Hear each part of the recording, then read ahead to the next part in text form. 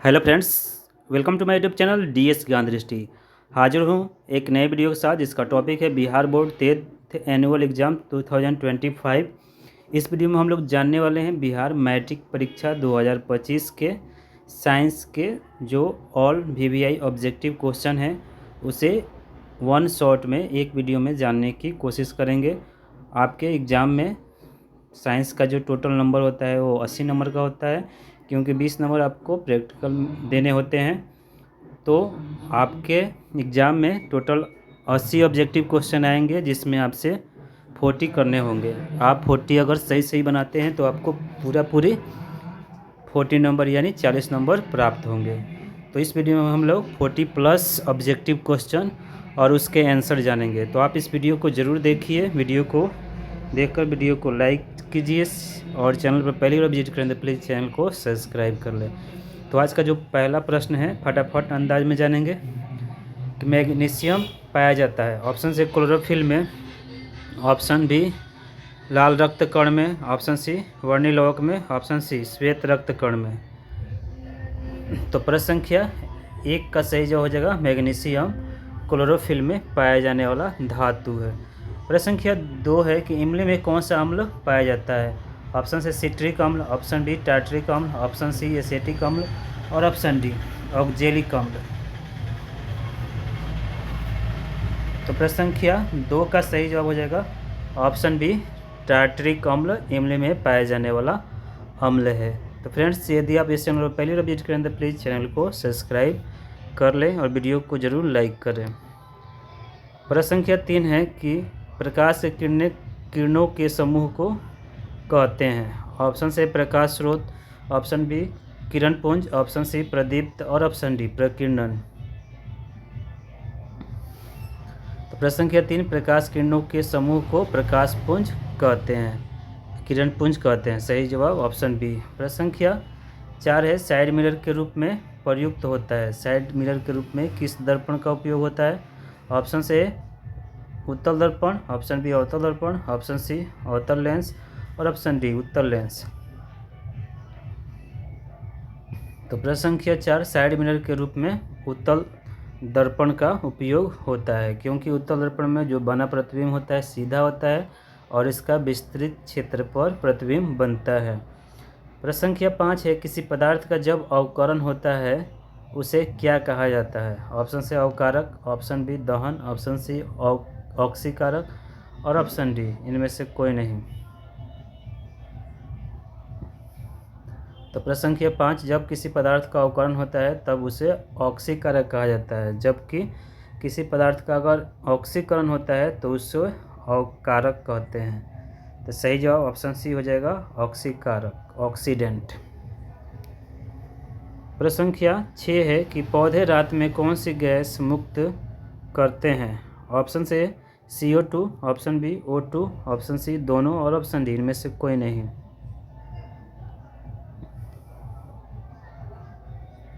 तो प्रश्न संख्या 6 पौधे रात में CO2 गैस मुक्त करते हैं, इसीलिए सलाह दी जाती है कि मनुष्य पेड़ पौधों के नीचे रात में न सोए जबकि दिन में वो ऑक्सीजन मुक्त करते हैं।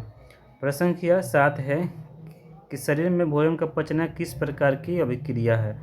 ऑप्शन से अवकरण, ऑप्शन बी ऑक्सीकरण, ऑप्शन सी उदासीनीकरण और ऑप्शन डी विद्युत अपघटन। तो प्रश्न संख्या 7 शरीर में भोजन का पचना ऑक्सीकरण अभिक्रिया है।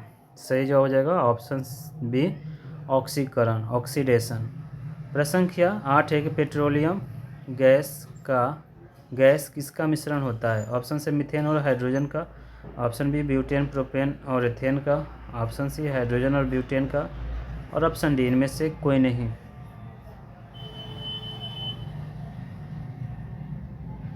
तो प्रश्न संख्या 8 पेट्रोलियम गैस जो मिश्रण होता है वो ब्यूटेन, प्रोपेन और एथेन का। सही जवाब हो जाएगा ऑप्शन बी ब्यूटेन। ब्यूटेन का केमिकल फार्मूला होता है C4H10, प्रोपेन का होता है C3H6 और एथेन का होता है C2H6। ये सभी एल्केन है। एल्केन का फार्मूला जो होता है सामान्य सूत्र होता है CnH2n+2। ये सब हाइड्रोकार्बन है। हाइड्रोकार्बन वे यौगिक होते हैं जिसमें कार्बन और हाइड्रोजन के परमाणु शामिल होते हैं, अर्थात जिन यौगिकों का निर्माण कार्बन और हाइड्रोजन के परमाणुओं के मिलने से होता है, उससे हम हाइड्रोकार्बन कहते हैं। सही जवाब ऑप्शन बी।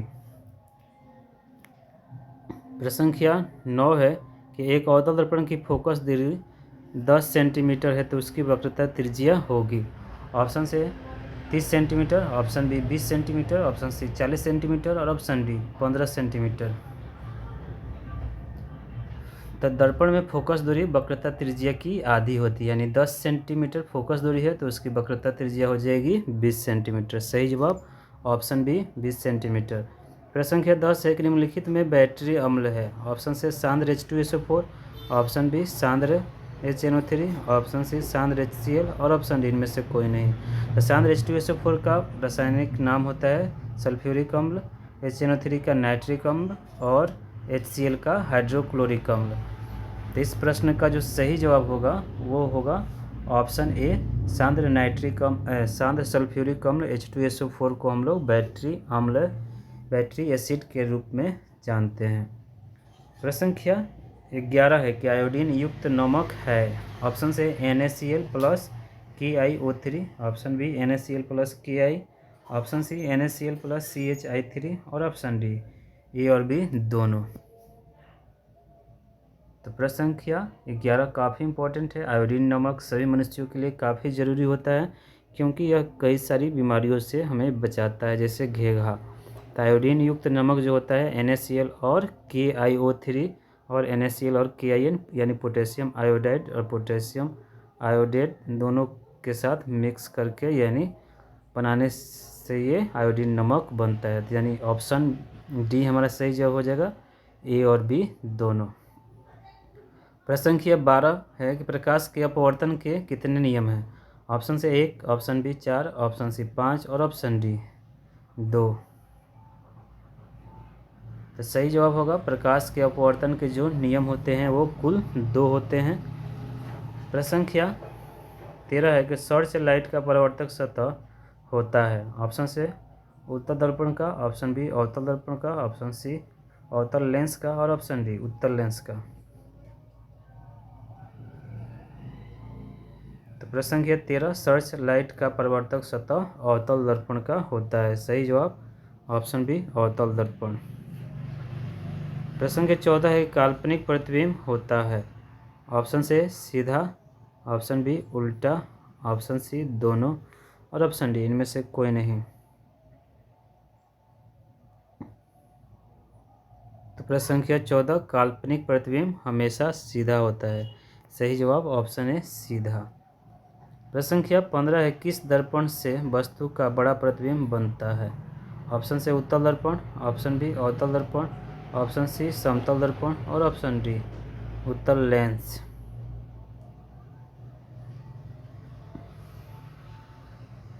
तो प्रश्न संख्या 15 का सही जवाब होगा अवतल दर्पण से वस्तु का बड़ा प्रतिबिंब भी बनता है। प्रश्न संख्या 16 है कि सभी जीवों में रासायनिक ऊर्जा का सार्वजनिक वाहक है। ऑप्शन से ATP, option B ATM, option C ADP और ऑप्शन डी इनमें से कोई नहीं। तो फ्रेंड्स यदि आप इस चैनल पर पहली बार विजिट करें तो प्लीज़ चैनल को ज़रूर सब्सक्राइब करें और बेल आइकन को दबा दें जिससे जो भी वीडियो बनाओ उसका नोटिफिकेशन आपको मिल जाए, क्योंकि इस चैनल के माध्यम से मैं काफ़ी इन्फॉर्मेटिव वीडियो बनाता हूँ। वो हर फील्ड से रिलेटेड होते हैं, वो एजुकेशनल मतलब जनरल एजुकेशन को या कॉम्पिटिटिव को या वोकेशनल। तो प्रश्न संख्या 16 का सही जवाब हो जाएगा ऑप्शन ए ATP। ATP का फुल फॉर्म होता है एडिनो ट्राईफॉस्फेट। प्रश्न संख्या 17 है कि श्वसन क्रिया में खाद्य पदार्थ का क्या होता है। ऑप्शन से अवकरण, ऑप्शन बी ऑक्सीकरण, ऑप्शन सी रेडॉक्स और ऑप्शन डी इनमें से कोई नहीं। प्रश्न संख्या 17 श्वसन क्रिया में खाद्य पदार्थ का ऑक्सीकरण होता है, ऑक्सीडेशन। सही जवाब ऑप्शन बी। प्रश्न संख्या 18 है कि निम्नलिखित में कौन अम्ल है। निम्नलिखित में कौन अम्ल है। ऑप्शन से CaO calcium oxide, option B KOH potassium hydroxide, option C NaCl sodium chloride यानी नमक और option D HCl hydrogen chloride या हाइड्रोक्लोरिक अम्ल। तो प्रश्न संख्या 18 का सही जवाब हो जाएगा option D HCl, hydrochloric acid. ये हाइड्रोक्लोरिक एसिड ऐसा एसिड है जो हम मनुष्यों के शरीर में भी यह पाए जाने वाला एकमात्र अम्ल है। प्रश्न संख्या 19 है, आधुनिक आवर्त सारणी में वर्गों की संख्या है।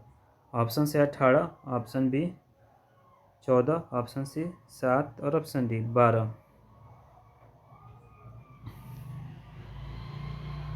प्रश्न संख्या 19, आधुनिक आवर्त सारणी में वर्गों की संख्या कुल 18 है।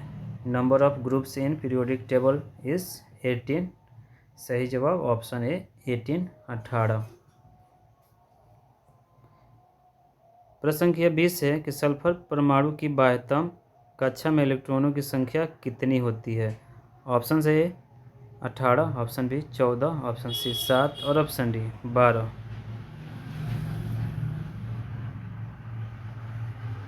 तो प्रश्न संख्या 20 का सही जवाब हो जाएगा सल्फर परमाणु की बाह्यतम कक्षा में इलेक्ट्रॉनों की जो संख्या होती है वो 6 होती है। सही जवाब होगा ऑप्शन, क्योंकि इसका इलेक्ट्रॉनिक कॉन्फ़िगरेशन जो होगा वो 1s2, 2s2, 2p6, 3s2 और 3p4 होगा। तो इसमें 2 और p में 4, तो कुल मिलाकर जो इसमें इलेक्ट्रॉन बाह्यतम सेल में मौजूद होंगे उसकी संख्या होगी 6। सही जवाब होगा 6। प्रश्न संख्या 21 है कि आवर्त सारणी के उदग्र स्तंभों को क्या कहा जाता है। ऑप्शन से वर्ग, ऑप्शन बी आवर्त, ऑप्शन सी अवकरण और ऑप्शन डी इनमें से कोई नहीं। तो प्रश्न संख्या 21 का सही जवाब हो जाएगा ऑप्शन ए हो जाएगा। आवर्त सारणी के उदग्र स्तंभों को, हॉरिजॉन्टल कॉलम को हम लोग वर्ग कहते हैं और क्षैतिज कतार को हम लोग आवर्त कहते हैं। तो वर्गों की संख्या 18 है, ग्रुप्स की संख्या 18 है और पीरियड्स की संख्या 7 है। प्रश्न संख्या 22, मानव युग्मक में गुणसूत्र की संख्या है। ऑप्शन से 21, ऑप्शन बी 23, ऑप्शन सी 44 और ऑप्शन डी 46। तो प्रश्न संख्या 22, मानव युग्मक में गुणसूत्रों की संख्या कुल जो होती है वो 46 होती है। सही जवाब हो जाएगा 46, यानी 23 जोड़ा, जिसमें से 22 जोड़ा सब मनुष्य में कॉमन होता है, मेल फीमेल दोनों में। एक जोड़ा सब में भिन्न होता है जिसे हम लोग लिंक गुणसूत्र कहते हैं, जो स्त्रियों में XX पाया जाता है और पुरुषों में XY पाया जाता है। XX से कॉन्टेक्ट होता है तो फीमेल बेबी होता है और XY से कॉन्टेक्ट होता है तो मेल बेबी होता है। प्रश्न संख्या 23 है कि एक स्वस्थ आँख की दूरी बिंदु होता है। ऑप्शन से 25 centimetre, option B 0, option C 250 centimetre और ऑप्शन डी अनंत से 25 सेंटीमीटर। तो प्रश्न संख्या 23, एक स्वस्थ आँख की दूरी जो होती है, न्यूनतम जो दूरी होती है वो 25 सेंटीमीटर होती है। काफ़ी इंपॉर्टेंट क्वेश्चन है ये। प्रश्न संख्या 24 है, आवर्त सारणी के प्रथम वर्ग के सदस्य हैं। ऑप्शन से अम्लीय धातु, ऑप्शन बी क्षारीय धातु, ऑप्शन सी अक्रिय गैस और ऑप्शन डी मिश्र धातु। तो प्रश्न संख्या 24, आवर्त सारणी के प्रथम वर्ग के सदस्य क्षारीय धातु है। सही जवाब ऑप्शन बी हो जाएगा, क्षारीय धातु। प्रश्न संख्या 25 है कि मीथेन में कितने सहसंयोजक बंधन होते हैं। ऑप्शन से 1, ऑप्शन बी 4, ऑप्शन सी 5 और ऑप्शन डी 2। तो सही जवाब होगा मीथेन का जो केमिकल फार्मूला होता है CH4 होता है, रासायनिक सूत्र CH4 होता है। तो सही जवाब इसका हो जाएगा ऑप्शन बी हो जाएगा 4, क्योंकि इस प्रकार बनेगी कार्बन की, और ये जो यहाँ पर हाइड्रोजन आ जाएगा, यहाँ भी हाइड्रोजन आ जाएगा, यहाँ भी हाइड्रोजन आएगा और यहाँ भी हाइड्रोजन आएगा। तो इस प्रकार बनती है मीथेन की स्ट्रक्चरल फार्मूला। और आप देख रहे हैं कि इसमें सहसंयोजक बंधन की संख्या 4 है। सही जवाब ऑप्शन बी हो जाएगा 4। प्रश्न संख्या 26 है कि प्रकाश के किस रंग का तरंग दैर्घ्य सबसे कम होता है। ऑप्शन से बैगनी, ऑप्शन बी हरा, ऑप्शन सी लाल और ऑप्शन डी पीला। तो प्रश्न संख्या 26, प्रकाश के बैंगनी रंग का तरंगदैर्घ्य सबसे कम होता है जबकि लाल रंग का तरंगदैर्घ्य सबसे अधिक होता है। तो सही जवाब हो जाएगा ऑप्शन ए, बैंगनी का तरंगदैर्घ्य सबसे कम होता है। प्रश्न संख्या 27 है कि पौधे में अलैंगिक जनन निम्न में से किस विधि द्वारा हो सकता है। ऑप्शन से मुकुलन, ऑप्शन बी विखंडन, ऑप्शन सी विभाजन और ऑप्शन डी सभी। तो प्रश्न संख्या 27, पौधे में अलैंगिक जनन जो होता है इनमें से सभी द्वारा, यानी मुकुलन द्वारा भी होता है, विखंडन द्वारा भी होता है और विभाजन द्वारा भी होता है। तो सही जवाब ऑप्शन डी सभी, ऑल ऑफ दिस।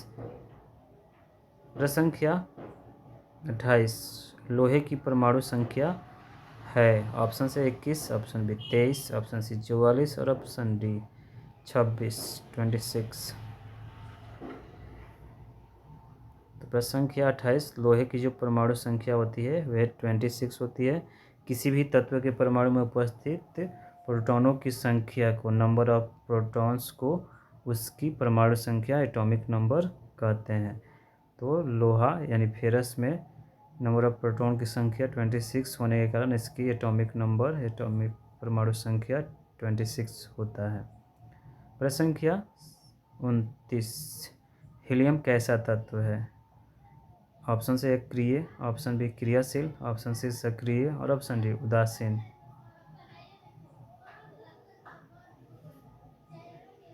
तो सही जवाब होगा ऑप्शन ए, अक्रिय तत्व होता है हीलियम। इसे उदासीन भी कह सकते हैं या निष्क्रिय तत्व भी कह सकते हैं, क्योंकि हीलियम का जो अष्टक होता है या जो अंतिम शेल होता है वो पूर्ण रूप से भरा होता है, इसलिए इन तत्वों को हम लोग निष्क्रिय, अक्रिय या उदासीन तत्व कहते हैं।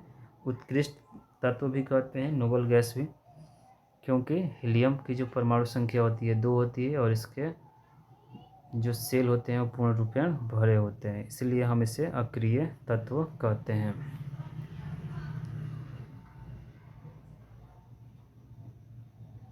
प्रश्न संख्या 30 है, चंद्रमा से देखने पर आकाश दिखाई देता है। ऑप्शन से बैगनी, ऑप्शन बी नीला, ऑप्शन सी काला और ऑप्शन डी लाल।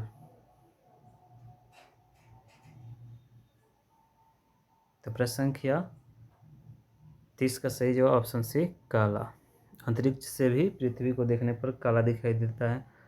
प्रश्न संख्या 31 है कि मानव मादा में अंडे का निषेचन कहाँ होता है। ऑप्शन से अंडाशय में, ऑप्शन बी गर्भाशय में, ऑप्शन सी योनि मार्ग में और ऑप्शन डी फैलोपियन नलिका में, यानी फैलोपियन ट्यूब में। तो प्रश्न संख्या 31 काफ़ी इंपॉर्टेंट है। इस प्रश्न का सही जवाब हो जाएगा मादा में अंडे का निषेचन फैलोपियन ट्यूब या फैलोपियन नलिका में होता है। सही जवाब ऑप्शन डी। प्रश्न संख्या 32 है कि ओजोन के एक अणु में ऑक्सीजन के परमाणुओं की संख्या होती है, यानी कितने ऑक्सीजन के परमाणु होते हैं। ऑप्शन से 1, ऑप्शन बी 4, ऑप्शन सी 3 और ऑप्शन डी 2।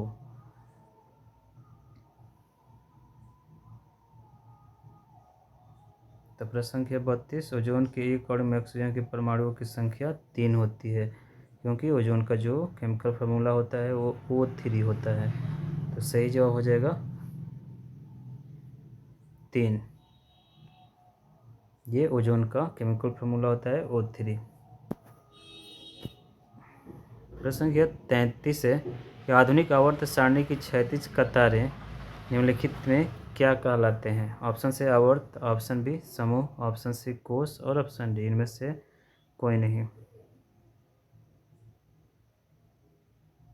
तो प्रश्न संख्या 33, आधुनिक आवर्त सारणी की क्षैतिज कतारें आवर्त कहलाती हैं, पीरियड कहलाती है, जबकि उदग्र स्तंभ समूह या वर्ग कहलाते हैं, ग्रुप कहलाते हैं। आवर्तों की संख्या 7 होती है।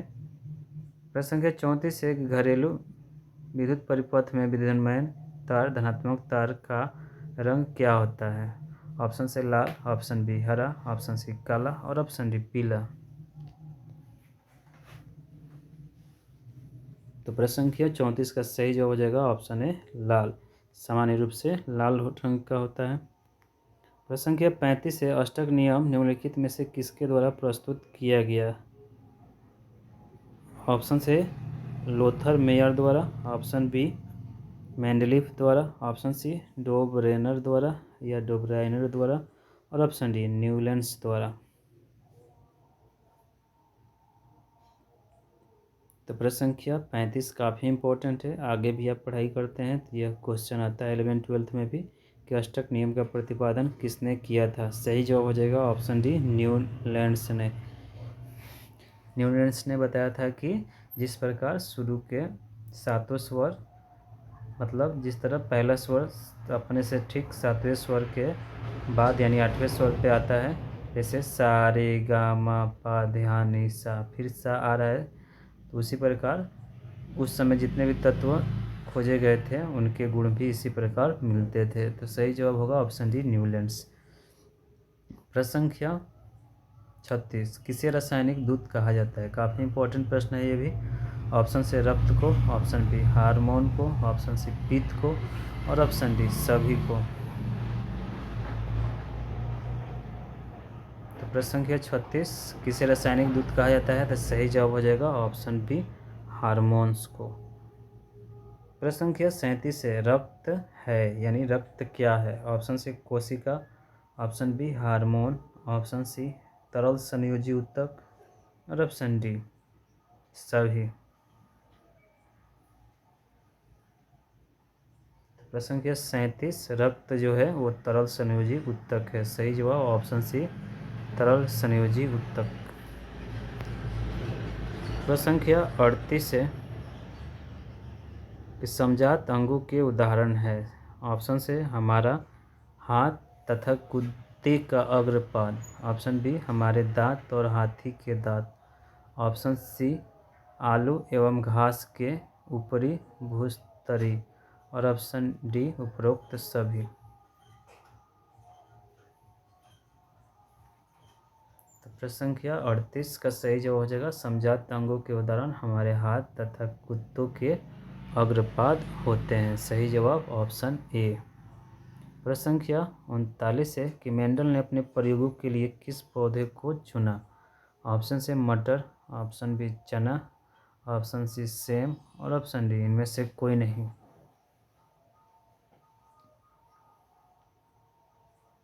तो प्रश्न संख्या 39 इस वीडियो का अंतिम प्रश्न है कि मेंडल ने अपने प्रयोगों के लिए किस पौधे को चुना। सही जवाब होगा ऑप्शन ए मटर को। प्रश्न संख्या 20 इस वीडियो का अंतिम प्रश्न है कि शरीर की सबसे बड़ी ग्रंथि है। ऑप्शन से लीवर, ऑप्शन बी अग्न्याशय, ऑप्शन सी अंडाशय और ऑप्शन डी एड्रिनल।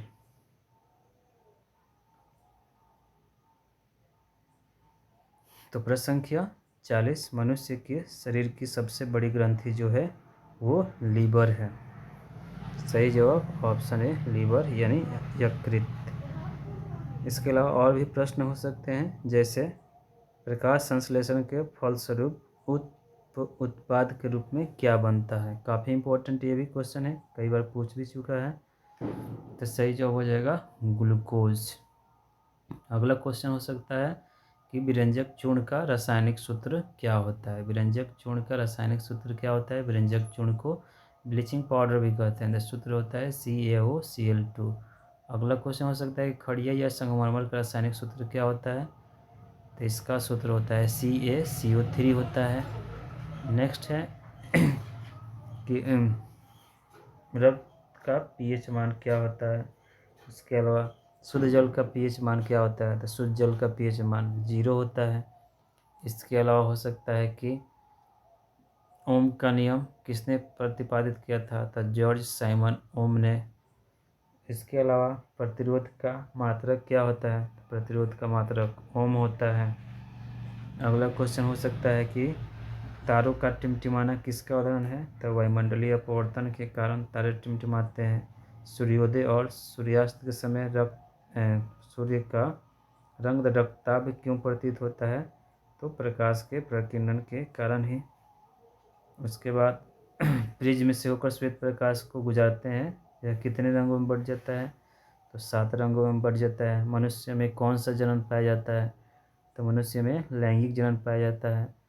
ये सभी प्रश्न हैं जो काफ़ी इम्पोर्टेंट है आगामी यानी कल यानी 21 फरवरी 2025 को आयोजित होने वाली बिहार बोर्ड की मैट्रिक परीक्षा के लिए। तो आप इस वीडियो को देखिए, वीडियो को देखकर लाइक कीजिए, शेयर कीजिए और यदि आप इस चैनल पर पहली बार विजिट करें तो प्लीज़ चैनल को सब्सक्राइब कर लें, क्योंकि इस वीडियो पर मैं मैट्रिक का ऑब्जेक्टिव क्वेश्चंस कराता हूँ, साथ ही जो भी क्वेश्चन आते हैं आपके एग्ज़ाम में उसका आंसर की भी आपको एकदम एक्यूरेट बताने की कोशिश करता हूँ। तो आप यदि आप इस चैनल को सब्सक्राइब करते हैं तो आपकी संपूर्ण तैयारी क्लास 8 से लेकर क्लास 12 तक की हो जाएगी। साथ ही आप कॉम्पिटिटिव एग्ज़ाम की तैयारी भी कर सकते हैं। तो चैनल को ज़रूर सब्सक्राइब करें और वीडियो पसंद आए तो लाइक करना ना भूलें। तो thank you for listening and watching this video.